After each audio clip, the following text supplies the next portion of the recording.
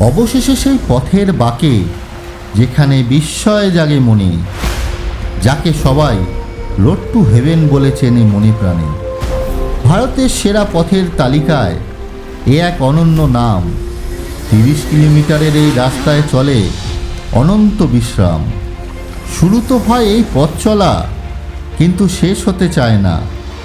আকাশ আর মাটির এমন মিলন অন্য কোথাও মেলা দেয় না। কথিত আছে সময়ের সাথে বদলায় চেনা রূপ, এ রাস্তাও তার ব্যতিক্রম নয়, দেখায় নতুন এক স্বরূপ। গত বছরে ছিল লবণের সাদা চাদর, যেন অন্য গ্রহের মাটি। আজ সেখানেই নীল জলরাশি, প্রকৃতির এক মায়াবী পরিপাটি। প্রকৃতি আজ লিখেছে ভাগ্য, সাদার নেই আজ রাজত্ব। নীল সাগরের বুক চিরে চলা, এটাই এবছরের গুরুত্ব। জলের ওপর মায়াবী এ সফর, যেন রূপকথার সেই তরি। খামখেয়ালের এই রূপটা কেমন, কমেন্টে জানাবেন আমার তরি।